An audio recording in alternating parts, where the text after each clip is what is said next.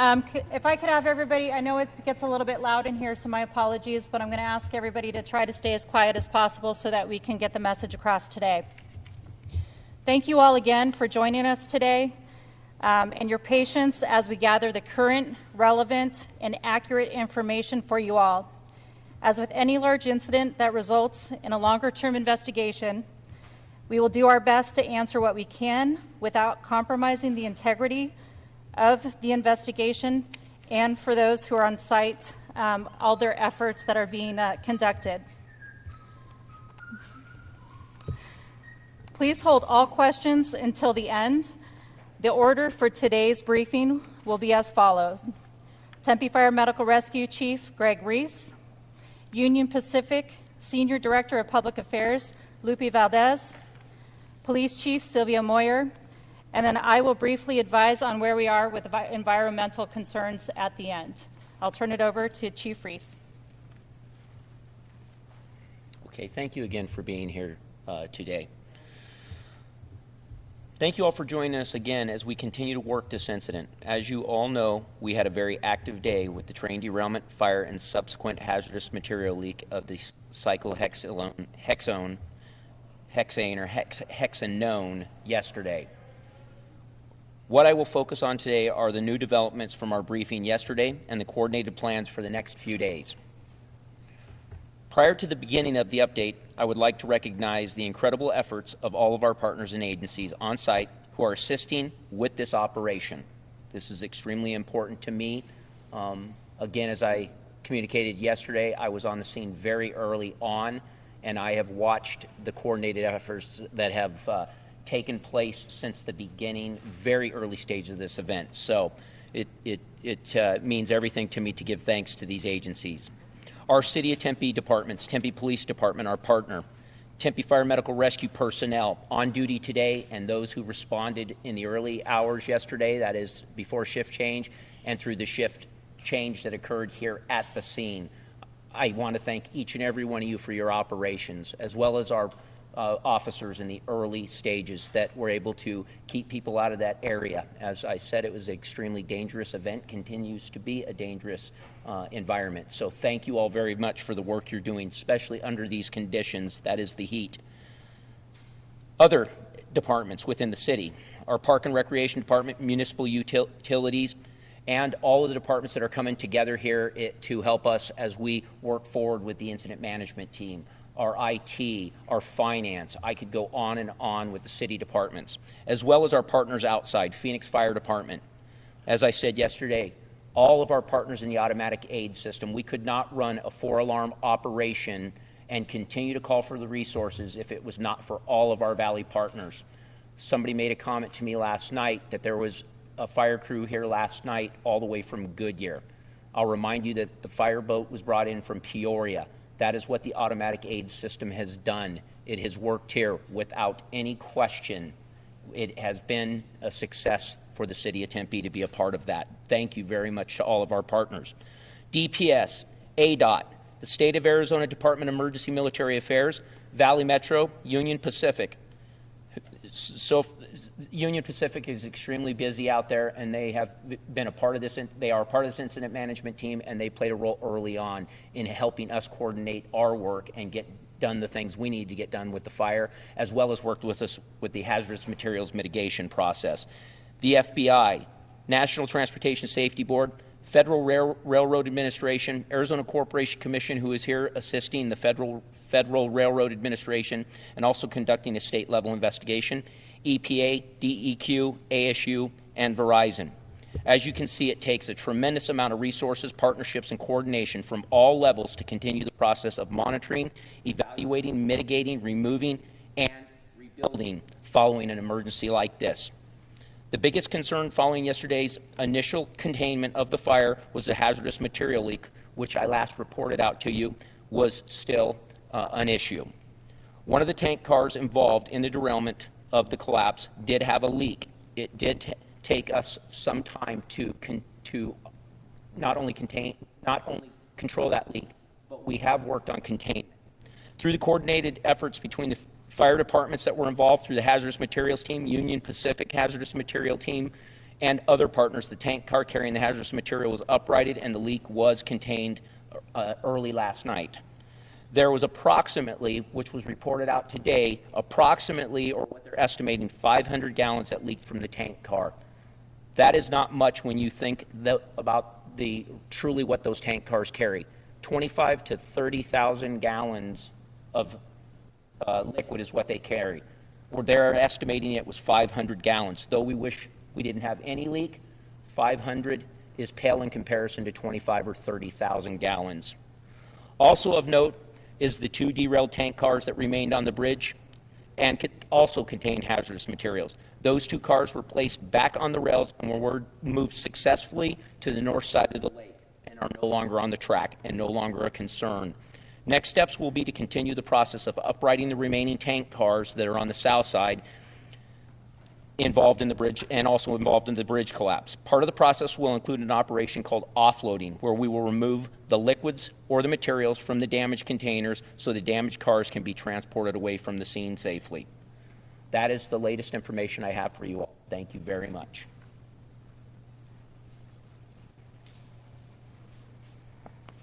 Good afternoon, everyone.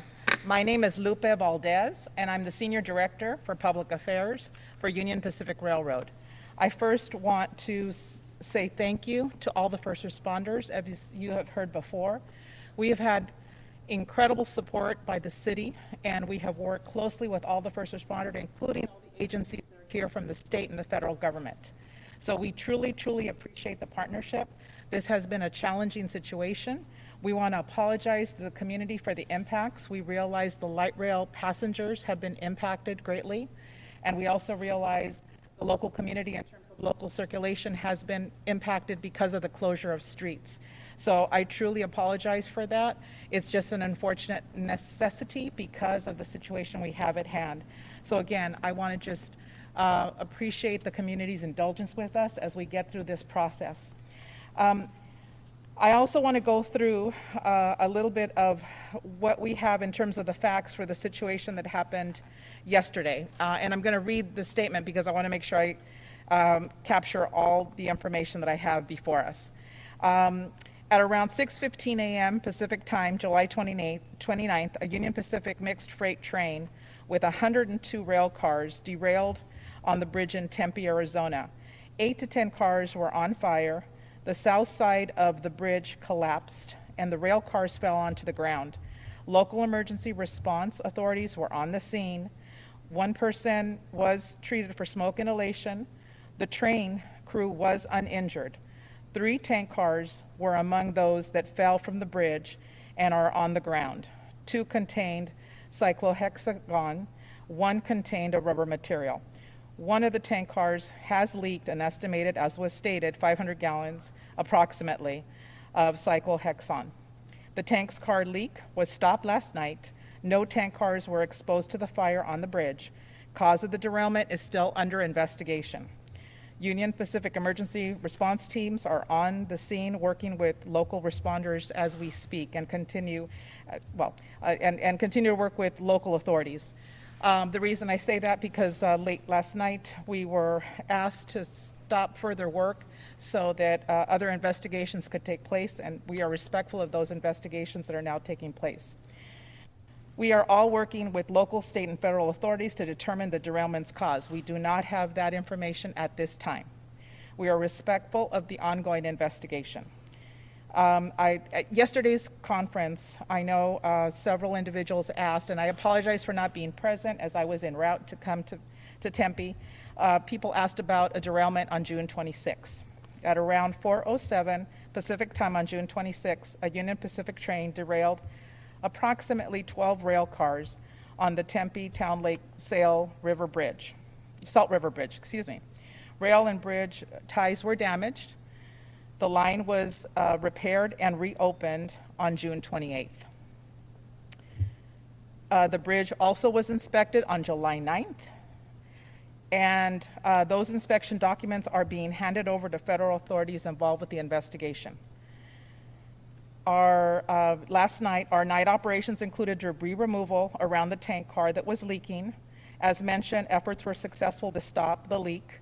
operations on the site were halted at about 10:30 to facilitate a governmental investigation. We are still serving our customers in the Phoenix area. We are rerouting our trains and using other rail companies to be able to access our customers and to provide all of the cars that are needed for this area. So we continue, even though this is a critical part of our infrastructure, we are rerouting some of our trains to meet our customer demands. Our intention is to fix this bridge. It is part of our infrastructure. It is important to the Phoenix area. And so we are, once the investigations are completed, we will go in there and make our assessments and move forward to fixing this bridge. I don't have a timeline for the fix because obviously we need to do more investigation on damages. In respect to the investigation, I am not going to be answering any comments because I really want to preserve, I'm respectful of what's going on and the authorities that are involved, and it is important that we keep the integrity of that investigation intact. So that's my information for today. Next, I would like to introduce, Tempe Police Chief Sylvia Moyer. Thank you. Good afternoon. The police department's role in an incident like this, one of this magnitude, is very clear. It is also quite predictable in that our primary responsibility was in the acute phase to provide exceptional public safety, to ensure that our firefighters could operate to extinguish or suppress any fire without hazards, human and otherwise, that would interfere with their efforts. Also, our responsibility was to ensure that we had the appropriate partners on ground beside us so that if anything gave rise to suggest that there was a criminal nature to this derailment, that our folks would be ready and partnered with the federal experts to conduct any criminal investigation.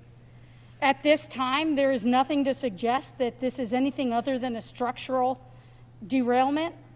There's nothing to suggest that there's a criminal element, but we take very seriously our responsibility to ensure that our investigators are on ground, preserving and collecting anything that would be of use if this rose to a criminal investigation.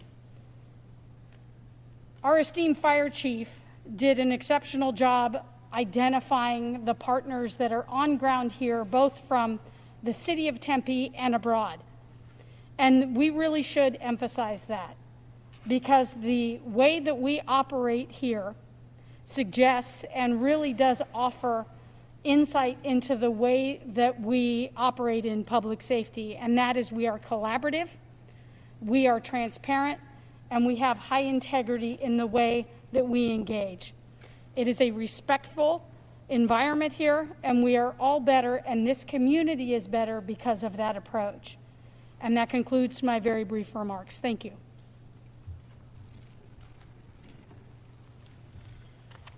So an update on the environmental side. Arizona Department of Environmental Quality will be taking over as the lead agency for the environmental cleanup efforts following the conclusion of the emergency response efforts. I would like to emphasize the City of Tempe, EPA, Arizona Department of Environmental Quality, and GHD and CTEH Environmental are continuing to collaborate on current environmental sampling efforts and plans for the future that will include both water and soil sampling. They are continuing those efforts. Those results will take some time to get back to determine the impacts on the environment as a whole, but they are and will continue to work on those efforts to mediate any type of impacts on the environment. I do want to recognize that we do have maps or pictures on the back that are the overhead of the collapse zone that we had and where the spill did occur or the leak did occur for your reference point. At this time, I will open up for a very brief time for questions, as we still have a lot to do concerning these efforts. Can Ms. Valdez just answer the question if that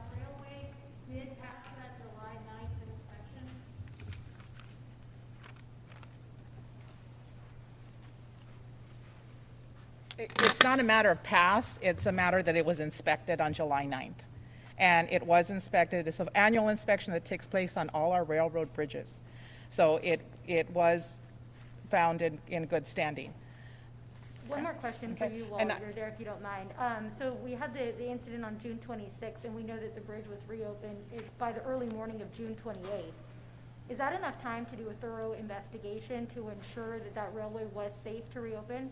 I'm going to leave that comment. We can discuss that. You can request to get that information from our staff, but at this point, I am leaving everything with the investigation as we're going forward. Okay? The July 9th inspection report, is that something that you can release to us, considering you give it now to federal investigators as well? I can have our staff respond to that issue on the report. But And it's the- with investigators right now. That's who's handling this. The other question, Answer a few more questions. I mean, this is obviously a pretty big deal for this community. You just apologize to the community for the derailment. Answer a few more questions about just the process here of what's going on. I understand your frustration because this is a big deal for us as well, but I am really trying to be respectful of an investigation that's occurring. And I really believe in the integrity of that investigation. And so it is premature for me to answer any more questions beyond what I've said. So I do apologize to all of you, but it is so important right now to keep that investigation where it is and to work with the federal authorities. We're working with the city. We're working with all the entities. But I really ask you to respect that because that's important to us as well as the rail line in your community. can Okay? you just tell us Thank if you. Union Pacific plans to pay for the cleanup and repairs? So I can address that question. And as with any emergency or incident that we have, there's always efforts to recover any type of damages. That's a long process, and that's something that involves a lot of partners. So it's early on in the incident to determine where that comes from. But there's always an attempt to recover any type of cost or any type of thing that comes with an incident of this scale. Quick question for you, and I don't know if actually the fire chief would be better suited to answer this, but we researched cyclohexanone has a flash point of 111 degrees. Obviously, the forecasted high today is 116. I know that the car is now upright, but are there further concerns for fires knowing how hot it's supposed to get today? So the reason, and I'm glad if you want me to take this, the reason that, so when you look at the images there, the white material that you see is actually foam material that we actually blanket down onto the liquid itself.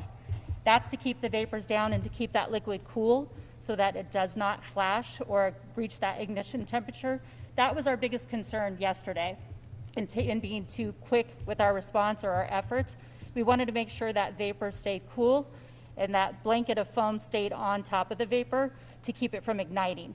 So that's why this will take some time, and we'll be very cautious and pessimistic with our approach with removal or movement because we want to make sure that that stays cool and does not ignite.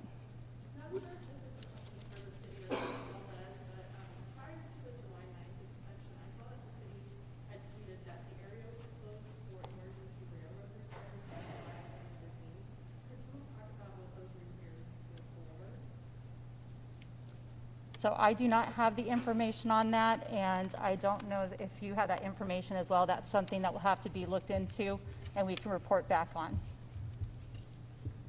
Can you maybe explain, you have these pictures behind you here. Can you explain why you have them here and what they kind of demonstrate? Yeah, we always like to give a visual so you understand what the potential impacts on the community are, but also the roadway areas, the restrictions that you're going to find, why it's going to take us so long to clean up this area.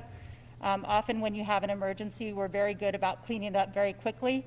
We want to show you the impacts and actually how large scale this is from an overhead view so that you can understand the area that's impacted and that you understand why we're taking the approach that we're taking and why it will take a lot longer than what we're used to in Tempe. Is the black slick in the middle of the white, is that the 500 gallons leaking out? What is, can you describe that? Yes, so that actually, yes, that is the liquid. That is the liquid that's leaking, and then as you can see, the white foam that's over it is the foam layer that we put to protect it. A couple of businesses have obviously had to close. They make their money on Tempe Town Lake, renting out paddle boards and boats, things like that. Any update for them on how long they're going to have to remain closed? At this time, what we've stated is it's going to be closed until further notice. We are trying to clean up efforts and make this go as quickly as possible, but we need to make sure that it's done as safely as possible as well. So we will keep people updated. We try to keep that as current on our websites for information. Our city is very good about close contact with businesses, so we will continue outreach to those businesses. It's too early to determine those costs.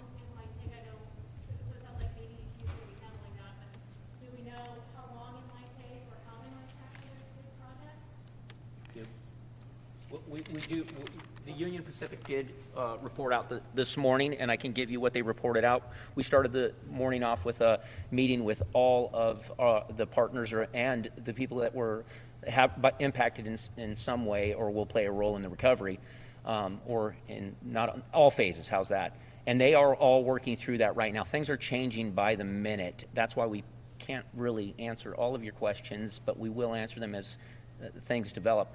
What they presented to us this morning was a very aggressive approach, and they're out there doing it now. Their goal is to have all of the cars out of the city of Tempe by Sunday.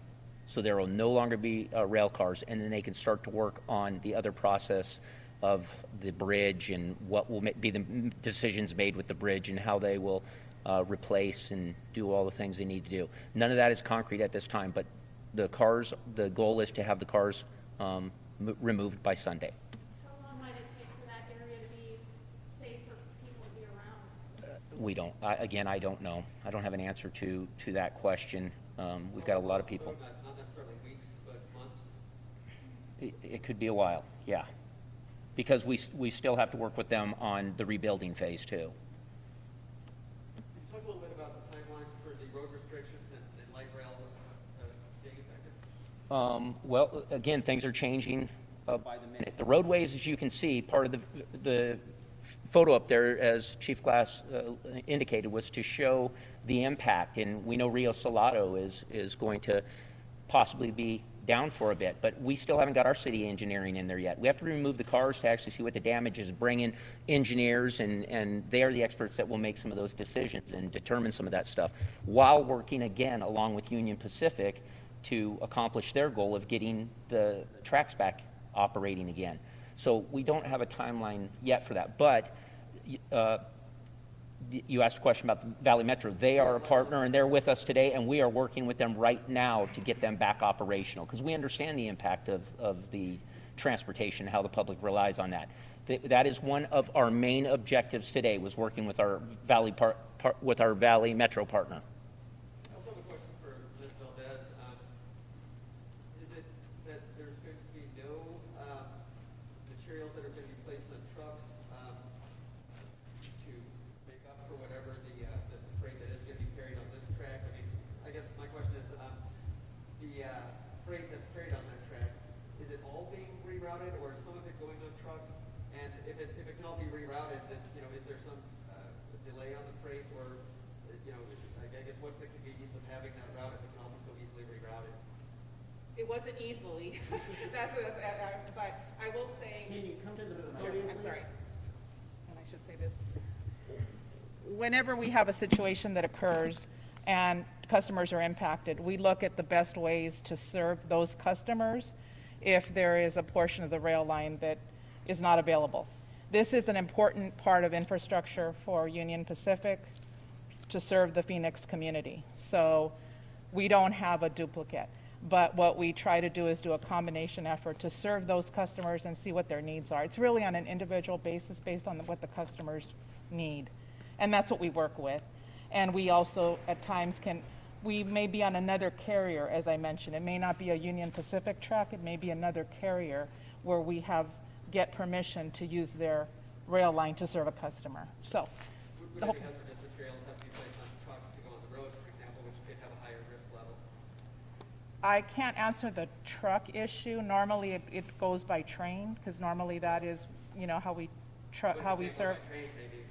So yeah, I can't answer that question in terms of for the customers on this line. I can't answer that question. Can you say who are the customers that are most affected? Not something that I can share at this moment. You want to address? So, The operational plan? You want to no, address I will let the you. offloading? Oh, I think yes, that's what I was he's- going think to. that- So I think offloading. that's what he's asking. Yeah, so the hazardous material that is involved with the actual train and derailment. So part of that process that we were talking about with offloading is that you remove the liquids or you remove the content and you put it into another container, light container that can hold those type of liquids. And then that way they can be transported safely. So they're not losing that product. And that's the goal of it. So that's what they're trying to do, which will take some time. And they have to do it in Department of Transportation regulated containers. So as long as they have those regulated containers, they can transport those safely. That's the biggest thing. As long as they have the containers, whether it's by truck and like a semi-trailer, or if it's on a rail car, it has to be the appropriate DOT regulated container to carry those hazardous materials. Well, this one, I mean, maybe one of these rail cars with a cyclo, hydroxylane, I'm already pronouncing it, that goes through the town every day. But how much of this goes through the town, and is some of it going to be moved, you know, on semi trucks?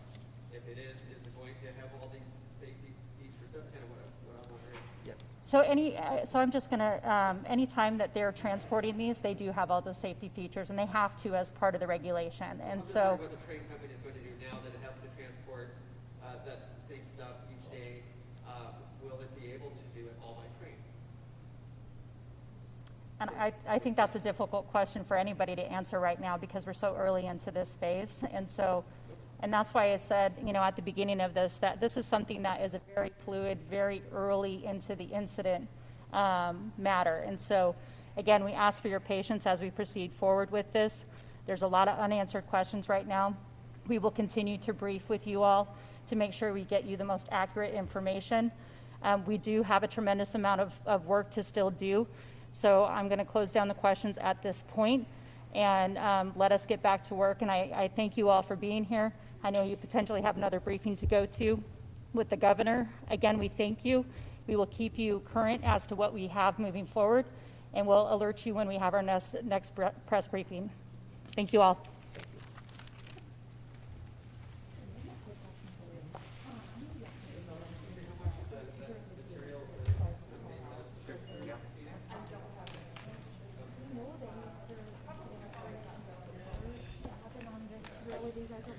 I do not. No.